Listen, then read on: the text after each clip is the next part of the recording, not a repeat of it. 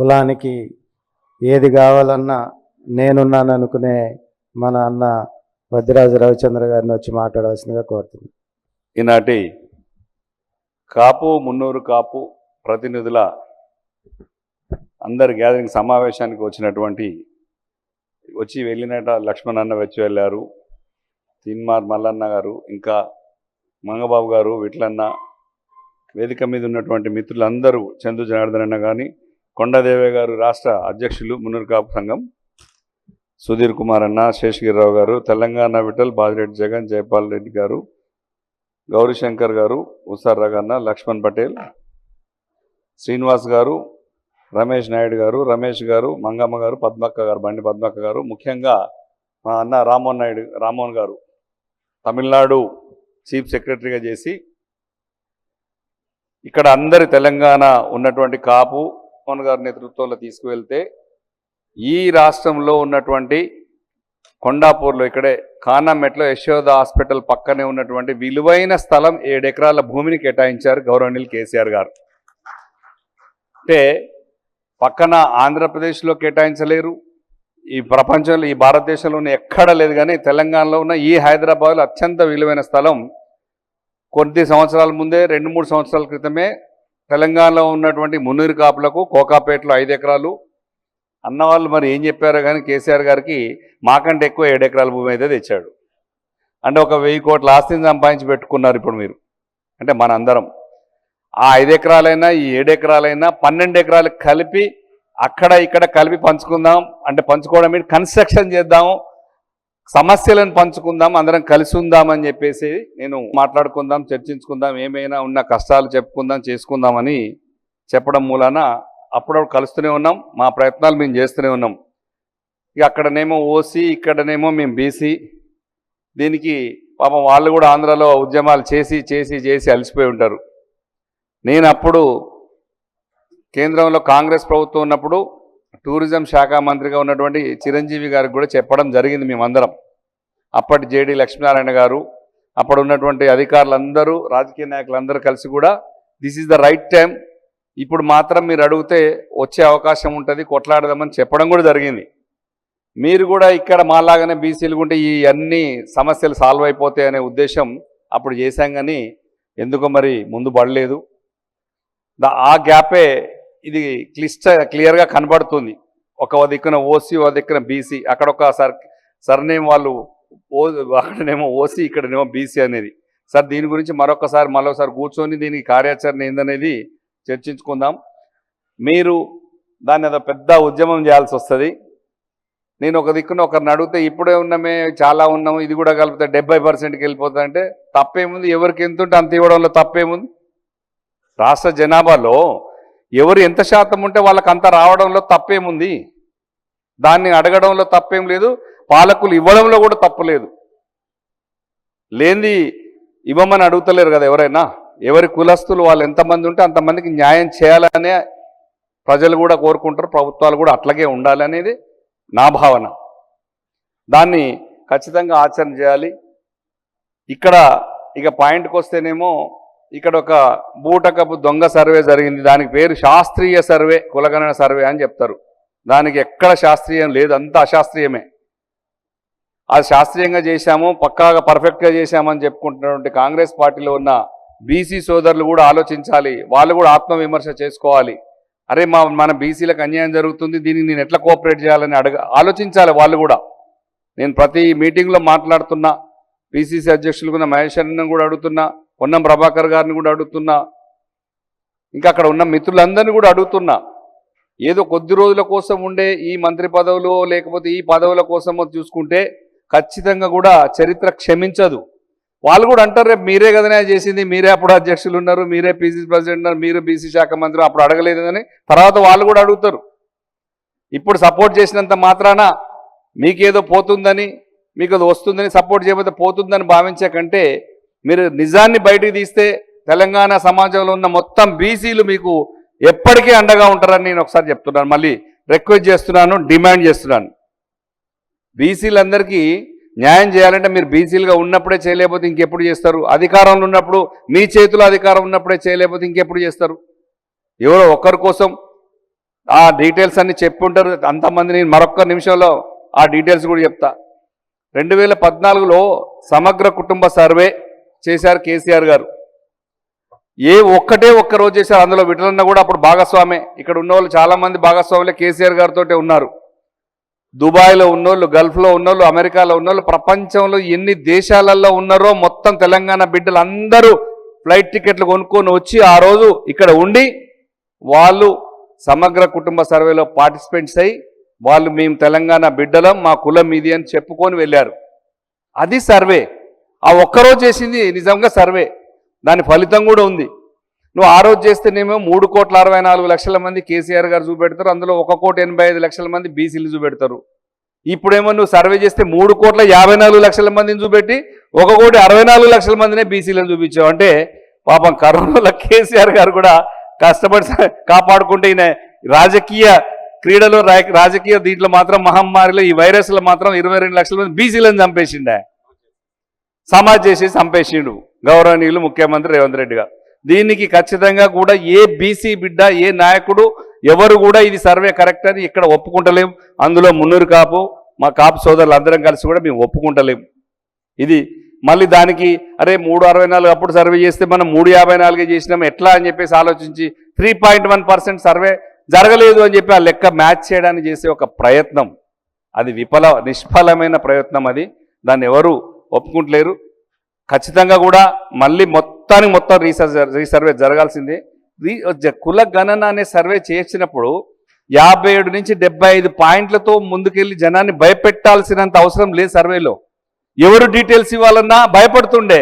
అరే మాకున్న ration card పోద్దు, ఆ పెన్షన్ పోతుందేమో, రైతు బంధు పోతుందేమో, ఇవన్నీ ఎక్కడ పోతాయో అనే భయంతో వాళ్ళు భాగస్వాములే కాలేదు. ఇది నిజం. అదొక విషాదం. ఏదైతే తను పాలన సరిగ్గా చేసుకోకుండా అలవిగాని హామీలు ఇచ్చి ఎన్నో హామీలు ఇచ్చి దాన్ని చేయకుండా ఇదొక కులగణనాన్ని చేసేసి ఈ చిచ్చు అంటుపెట్టారు దాన్ని డైవర్ట్ చేయడని. ఎవరు తీసుకున్న గోతిలో వాళ్ళు పడడం ఖాయం, ఎవరు అంటుపెట్టిన మంటలో వాళ్ళు కాలిపోవడం ఖాయం. ఎందుకంటే ఇలా బీసీలని నిజానికి చైతన్యపరిచినటువంటి రేవంత్ రెడ్డి గారు మా అందరిలో కూడా ఒక ఫైర్ కాంటెంట్ నింపావు నువ్వు. దాన్ని వ్యసనం, దాని రిజల్ట్ రేపు రాబోతుంది. అది దాంట్లో చూస్తారు. ఈ వ్యత్యాసంలో ఖచ్చితంగా కొట్టుకుపోవడం ఖాయం. అదొకటి. దాంట్లో ఎట్టి పరిస్థితుల్లో దాంట్లో కాపుల్ని దాదాపు ఏదో చెప్తున్నారు 14 లక్షలు, 13,70, 14 లక్షలే ఉన్నారని చెప్పేసి. ఎందుకంత భయమే కాపులు అంటే నాకు అర్థం కాదు. మున్నూరు కాపులు అంటే అంత భయం ఎందుకు? తగ్గించాల్సిన అవసరమే ఉంది. బీసీలను తగ్గించావు, దాంట్లో కాపులు ఇంకా దెబ్బ కొట్టాలని చూసావు. ఒకటి గుర్తుపెట్టుకోవాలి మనందరం కూడా. నేను ఒక ఎగ్జాంపుల్ చెప్తా. సరే 42 మంది ఎమ్మెల్యేలు, 42, 43 ఉన్నటువంటి జనాభా నిష్పత్తి ఎంత శాతం ఉందో మనం అందరం కూడా కలిసి కొట్లాడితే ఎమ్మెల్యేలు అవ్వడానికో, ఎంపీలు అవ్వడానికో, ప్రజాప్రతినిధులు అనుకో కొట్లాడదాం పట్టరా. నీ కొట్లాడి ఇప్పుడు తీసుకుంటే జనాభా తెచ్చుకొని చూపించుకుంటే ఏమొస్తుంది? అది కూడా చేద్దాం. దానికి కూడా బాధ ఏందో, తప్పు చేసిన వాళ్ళకు దెబ్బ ఎట్లా తగలాలో ఆ దెబ్బ కొట్టే ప్రయత్నం బీసీలు అందరం చేద్దాం. దానికి కాపులు, మనం మున్నూరు కాపులు అందరం కలిసి కూడా మీటింగ్ పెట్టుకోవాలనుకున్నాం. రేపు మార్చిలో, ఏప్రిల్లో అది పెద్ద మీటింగ్ పరేడ్ గ్రౌండ్లో జరుగుతుంది. దాన్ని అందరం వస్తాం.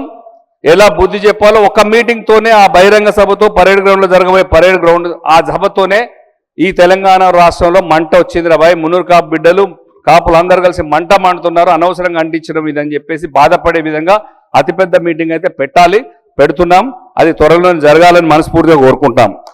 ఈ రాష్ట్రంలో అందరూ ఏదో ఎంతమంది ఉంటారా మీ కులంలో, ఎన్ని సంఘాలు ఉంటాయా, ఏంది ఇదంతా అని అంటుంటే దాని అతి కష్టం మీద అందరిని ఒప్పించుకొని ఇట్లా కుదరదు అని చెప్పేసి ఒకటే కులం ఒక సంఘంగా ఉండాలని చెప్పేసి అందరిని కూర్చోబెట్టి వీటిలో కానీ అందరం కష్టపడి చాలామంది కమలాకర్ గారు, బావగారు కమలాకర్ గారు అందరం కష్టపడి చేశాం. దాన్ని ఒక సంఘంగానే ఉంచాం. దానికి గౌరవ అధ్యక్షుడిగా నేనున్నా. మున్నూరు కాపు నుంచి అధ్యక్షుడిగా కొండ దేవయ్య గారు ఉన్నారు. అపెక్స్ కమిటీ కన్వీనర్కి ఇప్పుడు పుట్టం పురుషోత్తం ఉన్నారు. ఇంకా ఏం కావాలి, మహిళా సంఘాలు, మహిళా కమిటీలు ఉన్నాయి. ఇవన్నీ చాలా ఉన్నాయి. అవన్నీ జాగ్రత్త చేసుకుంటూ ముందు పోతూనే ఉన్నాం. దాన్ని ఇప్పుడిప్పుడే కాపుల్లో నిజానికి కూడా చైతన్యం వస్తుంది. ఇందాక మన మిత్రులు చెప్పారు, యుద్ధం చేయాల్సి వస్తే, ఏదైనా ఎవరైనా కాపాడాలన్నా యుద్ధం చేయాల్సి వస్తే కాపులు ఉంటారు. 300 అంటే 300 మంది కాపులు యుద్ధం చేస్తే కాపాడుకుంటేనే అది 300 అని మున్నుటి అని 300 కాపులని వచ్చిందని అంటారు. దానికి యుద్ధానికి ఎట్లయితే యుద్ధం ముందుంటామో దీనికి కూడా ముందుండాలి, రాజకీయాలు కూడా ముందుండాలి, చైతన్యం కావాలి, పిల్లలు చదివించుకోవాలి, పెంచుకోవాలి. ఇవన్నీ జరుగుతూనే ఉన్నాయి. ఇవన్నీ కూడా ఎక్కడ ఆపకుండా మన ప్రయత్నం మనం చేయాలి. ఒకసారి సర్వే చేసి రిజల్ట్ ఇట్లా వస్తుందని తెలవగానే ఇమీడియట్గా ఢిల్లీలో నేనే ఫస్ట్ 10 మంది ఎంపీలు, కాపు ఎంపీలతోనే ఆంధ్ర ఏపీ ఎంపీలు కానీ, తెలంగాణ కానీ, కర్ణాటక ఎంపీ కానీ, తమిళనాడు వచ్చారు. వాళ్ళందరూ చెప్పింది ఏంటంటే దాదాపు 90 నుంచి 100 మంది ఈ దేశంలో కాపులు ఉన్నారు. గుజరాత్లో పటేల్ అయినా కానీ, ఇంకో దిక్కున కన్నం వారు కానీ, మహారాష్ట్రలో మరాఠరావు సాంబశివ కన్నం వారు అని ముఖ్యమంత్రి కూడా మన కాపు బిడ్డ అయ్యిండు 1962లోనో 63లోనో. ఇట్లా ఒక్కో దిక్కున అంతా కాపులు, రైతు బిడ్డలు, కాపులు, పటేళ్ళు, బల్జా వీళ్ళందరూ కూడా ఒక కమ్యూనిటీకి వస్తుంది. మనం కూడా ఏదో ఒక రోజు దీనికి ఒక మార్చాల్సి వస్తుంది, కూడా ఒక పేరు గుర్తుపట్టే విధంగా పెట్టుకోవాల్సి వస్తుంది కూడా. ఏదో ఒక రోజు చేయకపోతున్నాయి. ఇవన్నీ ఏమవుతున్నాయి అంటే డివిజన్స్ అయిపోతున్నాయి. ఒక దిక్కున రావు, రెడ్డియో ఏదో పెట్టుకొని అంతా డివిజన్ లాగా మారకుండా దీనికి ఒక ముగింపు అంటే ఖచ్చితమైన పక్కడబంది ఏర్పాటు కూడా చేసుకోవాల్సి వస్తుంది. మన డివిజన్, మన కులంలో డివిజన్ అనేది రాకుండా, వేరే వాళ్ళు ఆలోచించకుండా ఒక యూనిటీగా, స్ట్రెంత్గా ఉండాలని చెప్పేసి మీ అందరు కూడా మరొకసారి రిక్వెస్ట్ చేస్తున్నా. కష్టం వచ్చినప్పుడు మన వాళ్ళందరూ కనుక సంఘటితంగా ఒకటిగా ఉంటే ఇప్పుడు వచ్చిన కష్టాన్ని తట్టుకోవడం పెద్ద కష్టం కాదు. వాళ్ళని మనం అందరం కూడా భయపెట్టే అంత శక్తివంతులంగా ఉన్నాం, కానీ మనం భయపడేంత వీక్గా లేం. ఎట్లా చేస్తారు దొంగ సర్వే? ఎట్లా చేస్తారు చెప్పండి? మనం ఈ సర్వే బూటకం అని చెప్పడానికి తెలంగాణలో ఉన్న మునూరు కాపుకు ఒక సిస్టమ్, మెకానిజం ఉంది. రాష్ట్రంలో అపెక్స్ కమిటీలు ఉంది, అధ్యక్షుడు ఉన్నాడు. అక్కడి నుంచి జిల్లాకు ఒక అధ్యక్షుడు ఉన్నాడు, 119 నియోజకవర్గ కోఆర్డినేటర్లు ఉన్నారు, మండల అధ్యక్షుల దాకా, విలేజ్ దాకా ఒక సిస్టమ్ ఉంది. ఒక మెసేజ్ వదిలిపెడితే ప్రతి గ్రామానికి, తెలంగాణ ఉన్న ప్రతి గ్రామానికి, రాష్ట్రంలో ఉన్న ప్రతి గ్రామానికి ఒక మెసేజ్ పోతుంది. అంటే అంత పకడ్బందీగా ఉన్న సిస్టమ్. నేను కూడా చెప్తున్నా దేవన్న కూడా, త్వరలో మనందరం ఒక డిసిషన్ తీసుకొని అసలు ఫస్ట్ మన కమ్యూనిటీ ఎంత ఉంది మనమే చేసుకొని చూపెడదాం. అది అప్పుడు తెలుస్తుంది వాళ్ళకు కూడా. ఎక్కడ వాళ్ళు అక్కడ మనం చూసి. ఇంకొకటి ఏంటంటే వాళ్ళు అంతున్నారు, వీళ్ళు ఇంతున్నారు, వాళ్ళంతమంది వీళ్ళు ఇంతమంది ఇట్లా చేస్తున్నారు. దయచేసి కూడా మనం ఇంకొక కమ్యూనిటీని కించపరచొద్దు, ఇంకొకరిని తిట్టొద్దు, ఇంకొకరిని హేయంగా చూడొద్దు. ఏ భాష వాడరాదు. నేను మన సోదరులందరూ కూడా రిక్వెస్ట్ చేస్తాను. వాళ్ళు కష్టపడుతున్నారు, వాళ్ళు పైకి వస్తున్నారు. మనం కూడా కష్టపడి పైకి వస్తే ఎవరు ఆపుతారు? మనల్ని ఇంకోళ్ళ మీద ఏడ్చే బదులు మనం కూడా పని చేసుకుందాం, మనం కష్టపడదాం, మన టాలెంట్ కూడా చూసుకొని. నువ్వు ఖచ్చితంగా గెలుస్తావు అనుకుంటే నీ దగ్గరకు వచ్చి ఒక పార్టీ కావచ్చు, ఒక పార్టీ ఖచ్చితంగా టికెట్ ఇస్తుంది. ఎందుకు ఇవ్వచ్చు చెప్పండి? గెలుపు గుర్రాలకు మాత్రమే టికెట్ ఇస్తారు. కులంలో ఒక స్టేజ్ వరకు వచ్చే వరకే కులంలో అభివృద్ధి, కులం నుంచి పైకి తీసుకుంటారు. కులమే మెయిన్, కులమే బలం, అది నేను కాదంటలేను. పైకి లిఫ్ట్ ఇచ్చి తీసుకున్న తర్వాత మనం ఆ పునాదిని, ఆ కులాన్ని మర్చిపోకుండా సేవ చేసుకుంటూ ఉండాలి. మిగతా వాళ్ళకి లిఫ్ట్ ఇచ్చే ప్రయత్నం చేయాలి. ప్లస్ దాన్ని మనం అభివృద్ధి కూడా చేసుకోవాలి. మనందరం కలిసిమెలిసి ఉంటే ఇది జరగడానికి పెద్ద కష్టం కాదు. ఢిల్లీలో మీటింగ్ పెట్టుకున్నాం.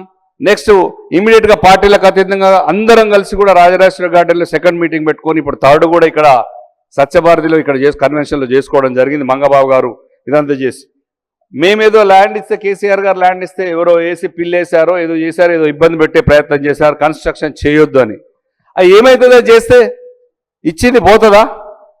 జరుగుద్దా?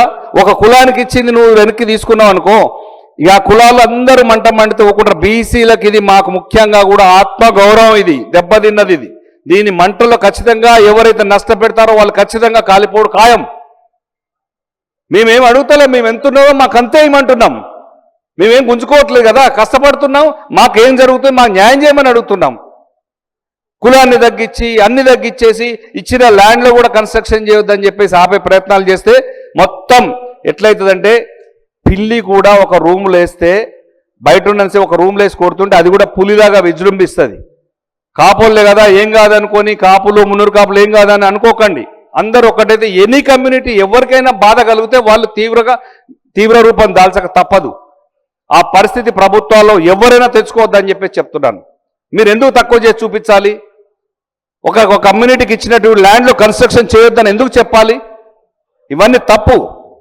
మీరే అన్ని పెద్ద వాళ్ళు వేస్ట్ చేసుకోవాలి. కానీ మిడిల్ క్లాస్ వాళ్ళు కానీ, బీసీలు కానీ వ్యాపారాలు చేసుకోవద్దు, వ్యవహారాలు నడుపుకోవద్దు, రాజకీయంగా ఎదుగొద్దు, ఏమొద్దా? ఇవన్నీ కూడా అంతా ఏ అలవాట్లు ఉన్న వాళ్ళు కూడా మానుకోవాలి. ఇవన్నీ ఖచ్చితంగా కూడా అందరినీ బాగా చూసుకోవాలని చెప్పేసి ప్రభుత్వంలో ఉన్న వాళ్ళందరూ కూడా చెప్తున్నాను. నేను ముఖ్యమంత్రి గారు కూడా చెప్తున్నాను నేను ఖచ్చితంగా. ఎందుకంటే బీసీల ఆత్మగౌరవం కోసమే విలువైన స్థలాలు ఇచ్చారు కేసీఆర్ గారు. మీరు ఇస్తలేరా? మీరు ఇచ్చేటి మరి వచ్చేవాళ్ళు తీసేయాలనా? ఇది కరెక్ట్ కాదు కదా. మీరు ఇచ్చేవాడు, మీ పనులు చేసేవాడిని వేరే వాళ్ళు వచ్చేవాళ్ళు, మరి రేపు కేసీఆర్ గారు అధికారులకు వస్తే మీ అన్ని క్యాన్సిల్ చేయాలా? జీవోలు కాంగ్రెస్ పార్టీ ఇచ్చిన అన్ని క్యాన్సిల్ చేశారా కేసీఆర్ గారు? అట్లా కాకుండా అందరిని చూసుకుంటూ అధికారంలో కూర్చున్న వాళ్ళు ఒక తండ్రి పాత్ర, ఒక పెద్దన్న పాత్ర పోషించుకుంటూ అందరినీ సమన్వయపరుచుకుంటూ ఎవరికి ఇబ్బంది జరగకుండా చూసుకుంటూ పోవడమే పెద్దల పాత్ర. దానికి పూర్తిగా కట్టుబడి ఉండాలి, న్యాయం చేయాలి. దొరికింది అని చెప్పేసి ఎవరినైనా ఇబ్బంది పెడదామనుకుంటే అది ఎక్కువ రోజులు నడవదు. అది ఎందుకంటే ఇప్పుడిప్పుడే బీసీలు అందరూ కూడా ఐక్యమవుతున్నారు. ఏదో ఐక్యమై మొత్తం బీసీలు అందరూ కూడా జాయింట్ యాక్షన్ కమిటీ పెట్టుకొని ఫోర్స్గా ముందుకు రాబోయే పరిస్థితి కూడా వస్తుంది. ఇంకా ఎక్కువ ఇబ్బందులు పెడితే దాన్ని సెటరేట్ చేసుకోవాల్సిన బాధ్యత కూడా పెద్దలకు ఉంది. నేను చెప్పాను ఇందాక మహారాష్ట్రలో కూడా మన సాంబశివరావు గారు అని మరోటరావు సాంబశివరావు కన్నం వారు కూడా నాగ్పూర్ వాస్తవులే, లీగల్ సీనియర్ అడ్వకేట్, వారు కూడా ముఖ్యమంత్రి అయ్యారు.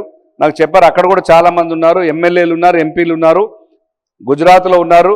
అందరూ కూడా ఈ దేశంలో ఒకటైదాం, కొట్లాడదామనే ఉద్దేశం వచ్చింది. అందరినీ కూడా కలుపుకొని పోదామని మొన్న చిరాగ్ పటేల్ ఆయన ఇంకో ఎవరండి ఆయన మొన్న వచ్చిన ఒక గుజరాత్ నుంచి కూడా వచ్చారు, రవి పటేల్ గారు వచ్చేసి అందరినీ చైతన్యపరుస్తూ అందరినీ కలుసుకుంటూ అన్ని రాష్ట్రాల్లో కూడా ఒక ఉద్యమం లాగా తయారు చేస్తున్నారు బీసీది. అట్లాంటి పరిస్థితులు వస్తే ఎక్కడ కూడా ఈ దేశం మొత్తం కూడా మంట పెడతారు. అట్లాంటి పరిస్థితి రాకుండానే చూసుకోవాలి. దానికి మేమందరం కూడా సిద్ధంగా ఉన్నాం, కోఆపరేట్ చేస్తూనే ఉన్నాం. దయచేసి ఎవరిని ఇబ్బంది పెట్టొద్దని చెప్తున్నాం. మీరేమో సర్వే చేసి జనాభానే తగ్గిస్తారు. ఒకటండి 2014లో 3,64,00,000 మంది సర్వే చేస్తే ఇప్పుడు 3,54 ఎట్లా తగ్గుతారు? మీరే చెప్పారు 1.35% ఎవ్రీ ఇయర్ జనాభా గ్రోత్ ఉందని చెప్పేసి. ఆ లెక్క ప్రకారం చూస్తే 4,35,00,000 మంది జనాభా ఉన్నారు. మీకు ఎగ్జాంపుల్ మరి చెప్పారో లేదో, ఆధార్ కార్డులు అసైన్డ్ ఆధార్ కార్డులే 3,95,00,000 ఉన్నారు మంది జనాభా తెలంగాణ రాష్ట్రం. 75 లక్షల మంది 5 సంవత్సరాల నుంచి 18 సంవత్సరాలు ఓటు హక్కు రాని పిల్లలు ఉన్నారు. బిలో 5 ఇయర్స్ వాళ్ళు 38 లక్షల మంది ఉన్నారు. అన్ని తప్పుడు సర్వేలు చేసి చెప్పడం, మీదేయడం, రుద్దడం. నువ్వు 42% రాహుల్ గాంధీ గారు కామారెడ్డి డిక్లరేషన్ చెప్పారు. సరే మేము ఎంత పర్సెంటేజ్ ఉన్నామో నువ్వు 46 చూపించావో పక్కబెట్టు. సరే నువ్వు చట్టం తయారు చేయి, 42% అయిన బీసీలకు లోక్సభలో బిల్లు పెట్టించండి. మీరు 100 మంది ఎంపీలు ఉన్నారు, మా బీసీలకు న్యాయం చేయండి. 100 మంది కాంగ్రెస్ ఎంపీలు ఉన్నారు, ఇవ్వాలనుకుంటున్న బీజేపీ పార్టీ కూడా చట్టం తయారు చేయమనండి. ఎంతసేపు వాళ్ళు చట్టం చేయాలనుకుంటే మహిళా బిల్లును కొత్త పార్లమెంట్లో ఓపెనింగ్ చేసి అదే రోజు మహిళా బిల్లు చట్టం తయారు చేయలేదా?